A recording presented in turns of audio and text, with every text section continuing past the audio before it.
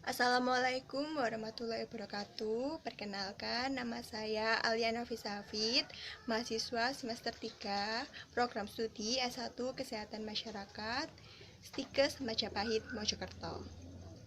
Saya Nur Aulia Rizky Fadila, Prodi S1 Kesehatan Masyarakat di Stikes Majapahit, Mojokerto. Di sini kami akan menjelaskan tentang pemberdayaan masyarakat di bidang kesehatan. Latar belakang kesehatan atau hidup sehat adalah hak dan kewajiban setiap orang. Aset yang harus dijaga, dilindungi, dan ditingkatkan. Self for life, yaitu kemandirian. Pemberdayaan masyarakat di bidang kesehatan salah satu strategi Promkes.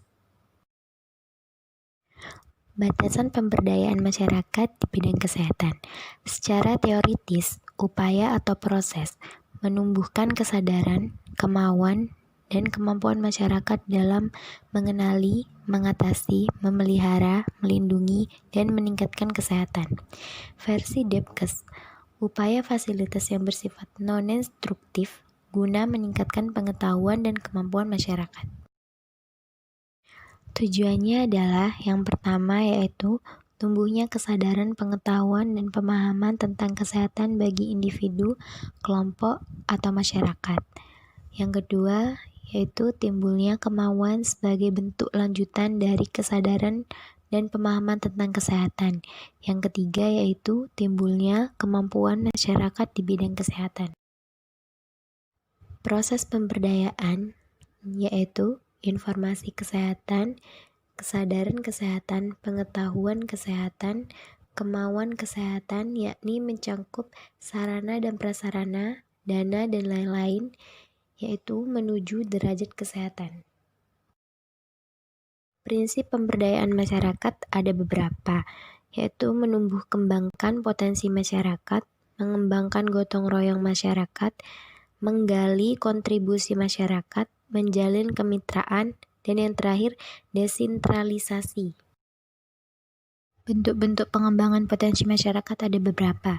Yang pertama, community leader, yaitu kepemimpinan masyarakat. Contohnya seperti kader dan tokoh masyarakat. Yang kedua, ada community organization, yaitu perorganisasian masyarakat. Contohnya seperti posyandu, poskesdes, dan lembaga lain. Yang ketiga, ada community fund, yaitu dana masyarakat. Contohnya seperti dana sehat, dasolin, tabulin, dan yang keempat ada community material atau bahan, yaitu sarana masyarakat, contohnya seperti ambulan. Dan yang ketiga ada community knowledge, yaitu pengetahuan masyarakat, misalnya contoh lomba bayi sehat, menu seimbang, dan lain sebagainya. Dan yang terakhir ada community teknologi, yaitu teknologi tepat guna, contohnya tes yodium dengan cara masyarakat sendiri, atau penyaringan air yang sederhana dan contoh-contoh lainnya. Bentuk-bentuk pengembangan potensi masyarakat ada beberapa. Yang pertama, community leader, yaitu kepemimpinan masyarakat. Contohnya seperti kader dan tokoh masyarakat. Yang kedua, ada community organization, yaitu perorganisasian masyarakat. Contohnya seperti posyandu, poskesdes, dan lembaga lain. Yang ketiga, ada community fund, yaitu dana masyarakat. Contohnya seperti dana sehat, dasolin, tabulin, dan yang keempat ada community material atau bahan, yaitu sarana masyarakat, contohnya seperti ambulan. Dan yang ketiga ada community knowledge, yaitu pengetahuan masyarakat, misalnya contoh lomba bayi sehat, menu seimbang, dan lain sebagainya. Dan yang terakhir ada community teknologi, yaitu teknologi tepat guna, contohnya tes yodium dengan cara masyarakat sendiri, atau penyaringan air yang sederhana dan contoh-contoh lainnya. Peranan partisipan masyarakat. Partisipan masyarakat di bidang kesehatan, keikutsertaan seluruh anggota masyarakat dalam memecahkan masalah kesehatan mereka sendiri. Partisipasi dituntut kontribusi, contohnya seperti manpower, money, material, meat, health service, dan menuju health status. Strategi pemberdayaan masyarakat yaitu yang pertama, meningkatkan kesadaran masyarakat tentang pentingnya kesehatan. Yang kedua, meningkatkan kesadaran masyarakat untuk memanfaatkan fasilitas yankes yang ada. Yang ketiga, mengembangkan berbagai cara untuk menggali sumber daya masyarakat untuk pembangunan kesehatan. Yang keempat, mengembangkan berbagai bentuk kegiatan pembangunan kesehatan yang sesuai sosial budaya masyarakat. Dan yang terakhir, mengembangkan manajemen sumber daya yang dimiliki masyarakat secara terbuka dan transparan. Pokok-pokok kegiatan pembahasan masyarakat yaitu ada 3 metode atau yang biasa disebut dengan metode 3A atau 3T. Yang pertama yaitu assessment, analisis, dan attention. Pokok-pokok kegiatan pembahasan masyarakat yaitu ada 3 metode atau yang biasa disebut dengan metode 3A atau 3T.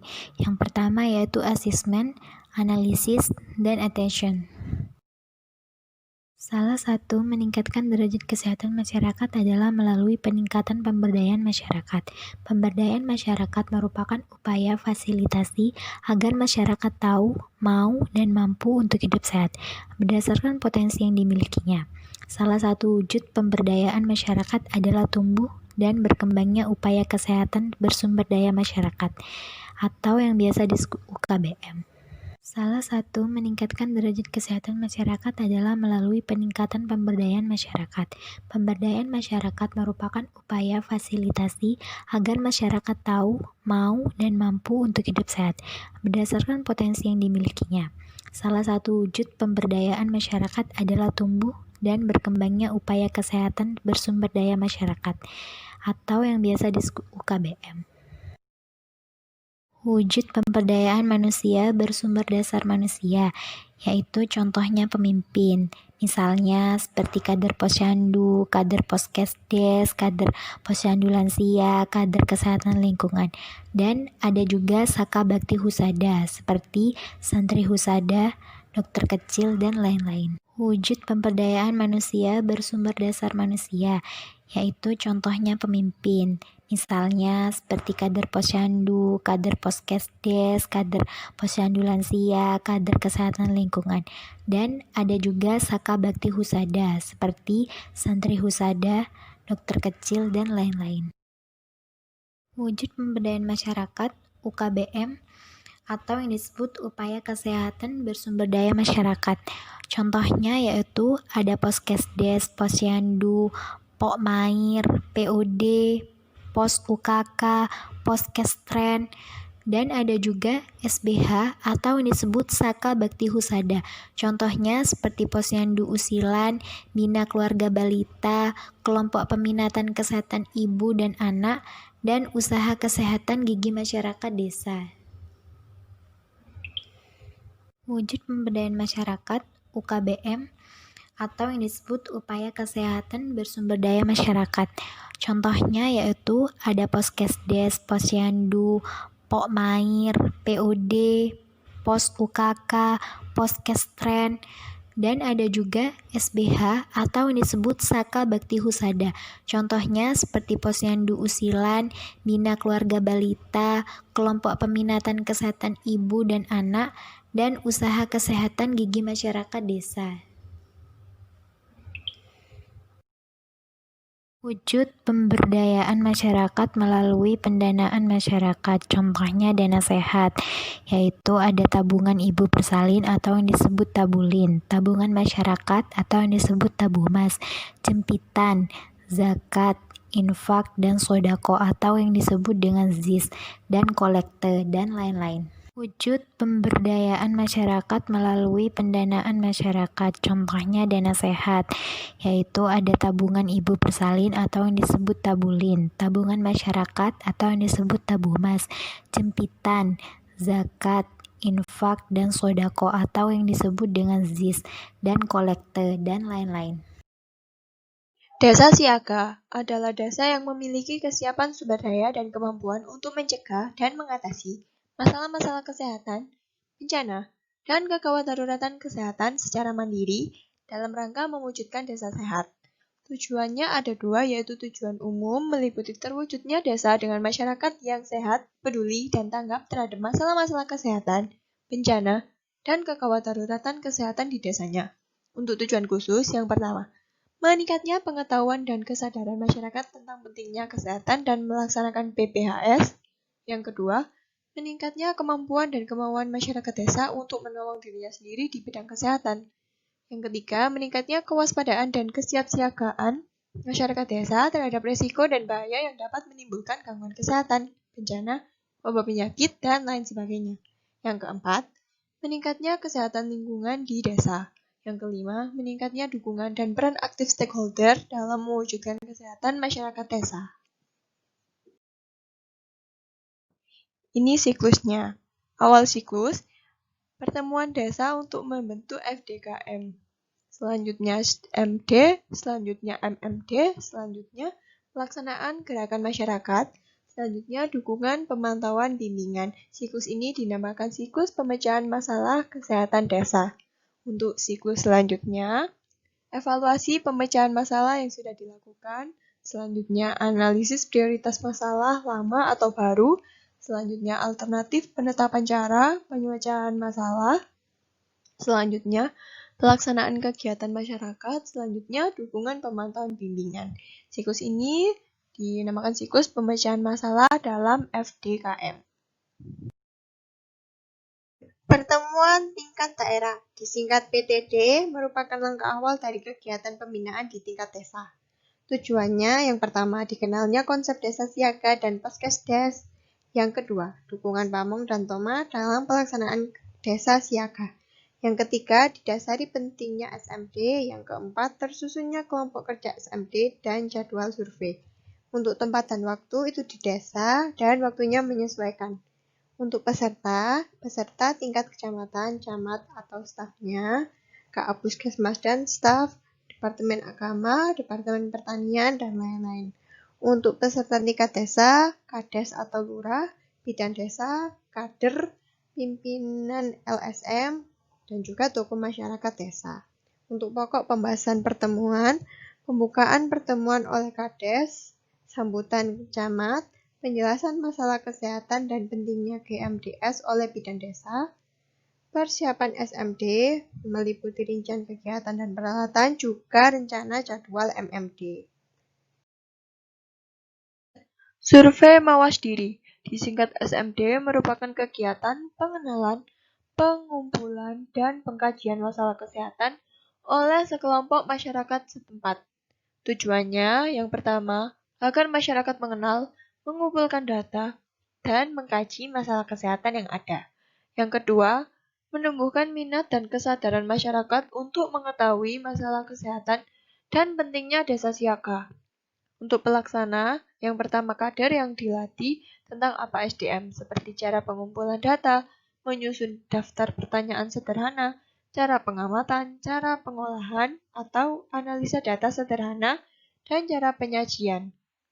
Yang kedua, tokoh masyarakat di desa. Nah, untuk melaksanakan SDM itu ada beberapa cara, yaitu pengamatan langsung, observasi partisipatif, berjalan bersama masyarakat mengkaji lapangan atau transaction walk. Yang selanjutnya yaitu wawancara dengan kunjungan rumah atau wawancara mendalam DKT atau FGD secara kelompok. Langkah-langkah SMD. Pertama yaitu persiapan. Persiapan menyusun daftar pertanyaan.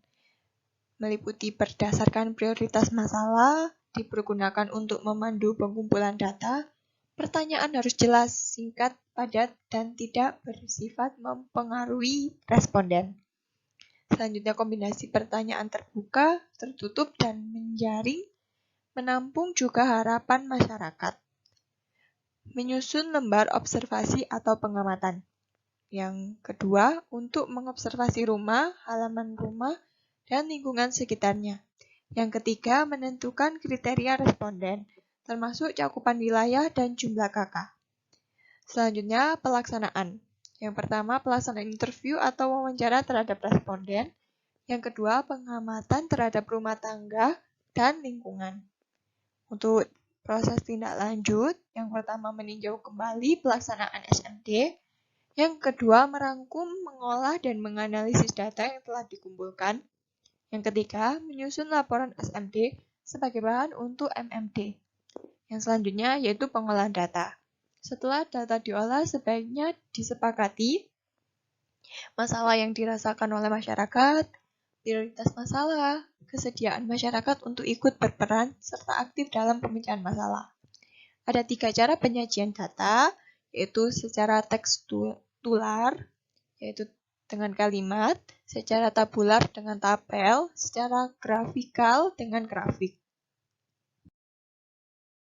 Musyawarah Masyarakat Desa, disingkat MMD, merupakan musyawarah yang dihadiri oleh perwakilan masyarakat FDKM untuk membahas masalah-masalah, terutama yang erat kaitannya dengan kemungkinan KLB, kegawat daruratan dan bencana, yang ada di desa dan merencanakan penanggulangannya.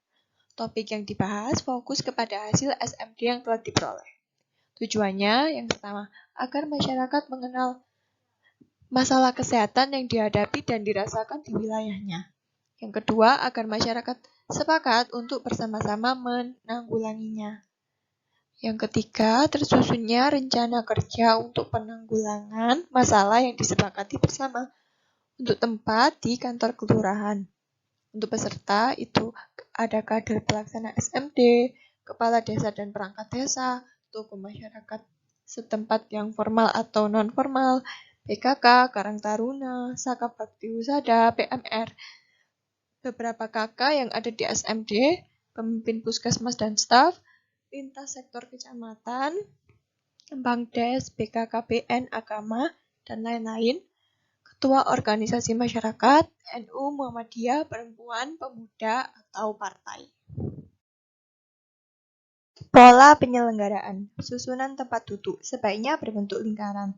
Tidak ada peserta membelakangi peserta yang lain. Pimpinan pertemuan duduk sederetan, setara dan berada di antara peserta, tidak memisah atau duduk di kursi istimewa. Duduk tidak harus selalu di kursi, boleh juga di lantai di atas tikar.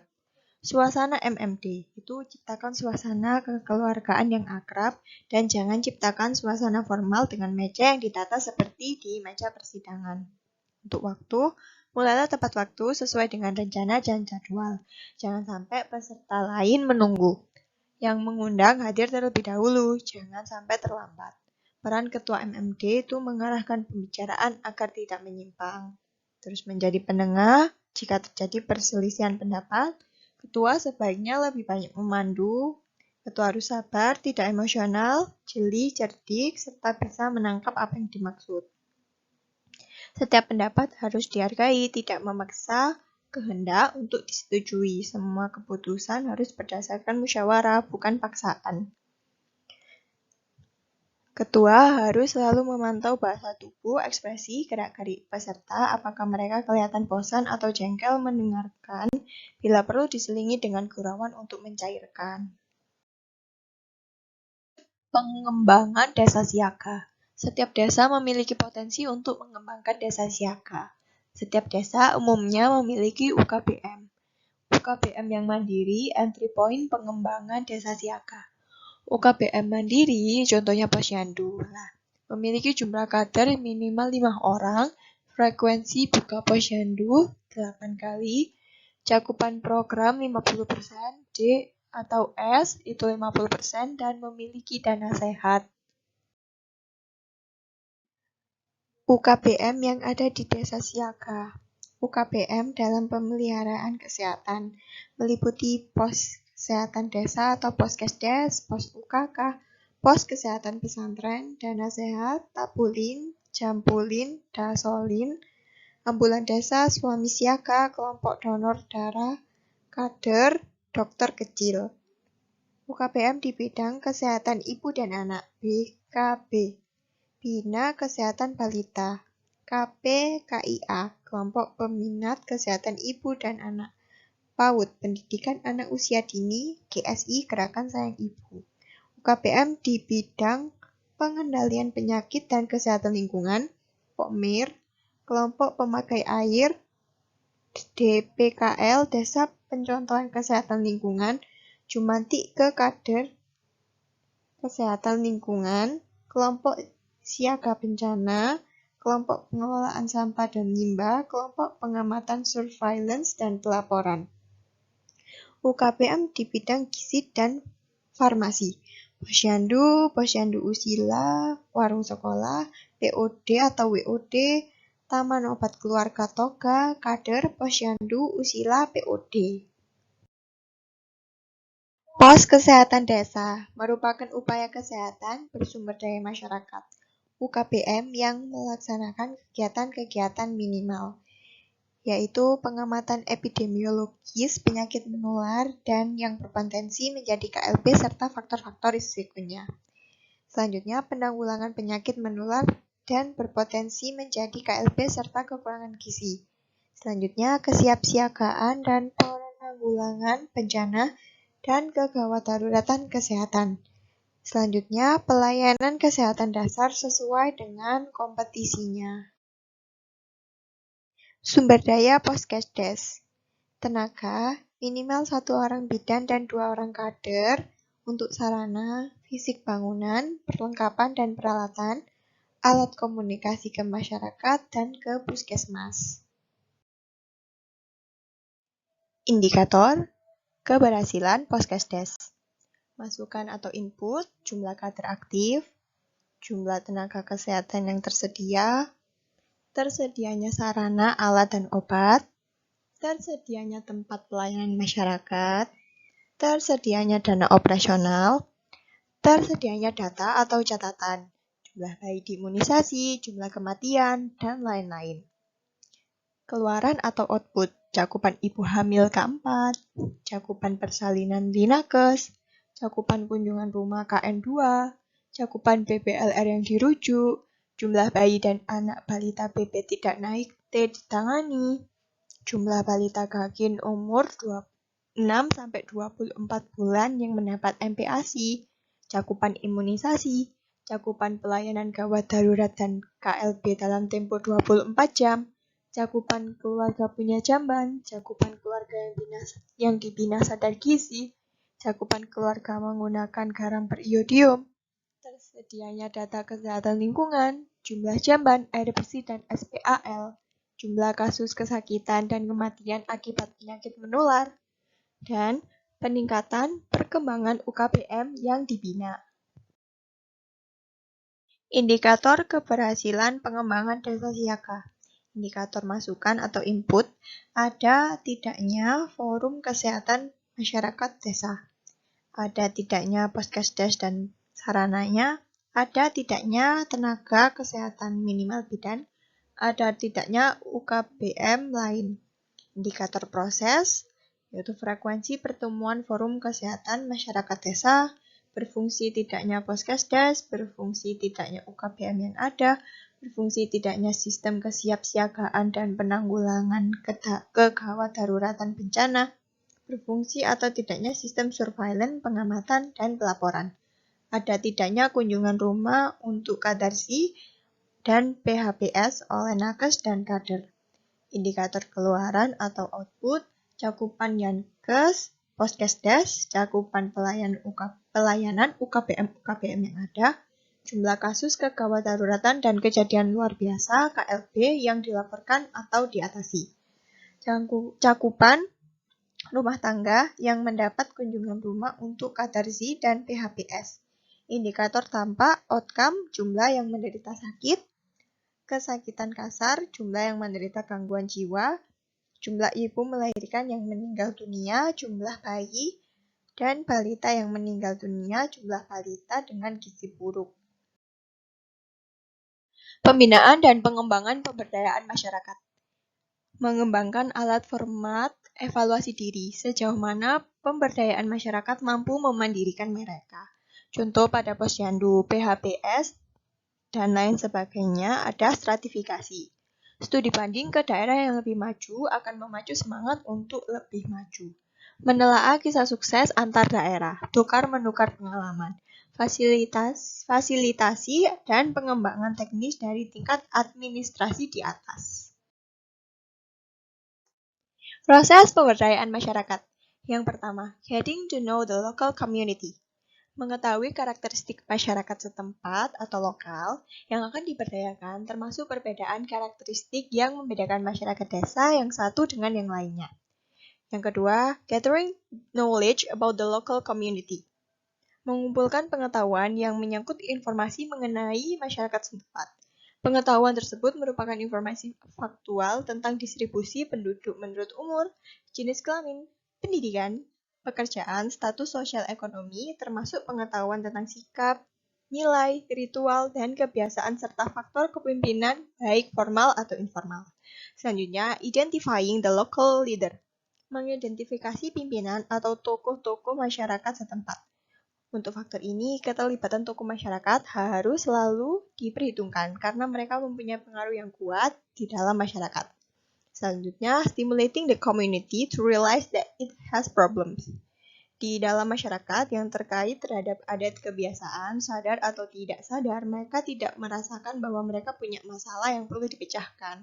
Karena itu, kita perlu pendekatan persuasif agar mereka sadar bahwa mereka punya masalah yang perlu dipecahkan dan kebutuhan yang perlu dipenuhi. Helping people to discuss their problem. Memberdayakan masyarakat bermakna merangsang masyarakat untuk mendiskusikan masalahnya, serta merumuskan pemecahannya dalam suasana kebersamaan. Helping people to identifying their most pressing problems. Masyarakat perlu diberdayakan agar mampu mengidentifikasi permasalahan yang paling menekan. Dan masalah yang paling menekan inilah yang harus diutamakan pemecahannya. Fostering self-confidence. Tujuan utama pemberdayaan masyarakat adalah membangun rasa percaya diri masyarakat. Rasa percaya diri ini merupakan modal utama masyarakat untuk berswadaya. Deciding on a program action. Masyarakat perlu diberdayakan untuk menetapkan suatu program yang akan dilakukan dengan menetapkan skala prioritas. Prioritas tertinggi perlu didahulukan. Recognition of strength and resource. Memberdayakan masyarakat berarti membuat masyarakat tahu dan mengerti bahwa mereka memiliki kekuatan dan sumber-sumber yang dapat dimobilisasi untuk memecahkan permasalahan dan memenuhi kebutuhannya. Helping people to continue to work on solving their problems. Memberdayakan masyarakat adalah suatu kegiatan yang berkesinambungan. Karena itu, masyarakat perlu diberdayakan yang mampu bekerja memecahkan masalahnya secara kontinu. Increasing people's ability for self-help. Salah satu tujuan pemberdayaan masyarakat adalah tumbuhnya kemandirian masyarakat. Masyarakat mandiri adalah masyarakat yang mampu menolong diri sendiri. Untuk itu, selalu tingkatkan kemampuan masyarakat untuk berswadaya. Sekian presentasi dari kami tentang pemberdayaan masyarakat di bidang kesehatan. Kami ucapkan terima kasih dan mohon maaf jika ada salah dari kami berdua. Wassalamualaikum warahmatullahi wabarakatuh. Jangan lupa di like, di subscribe, dan komen.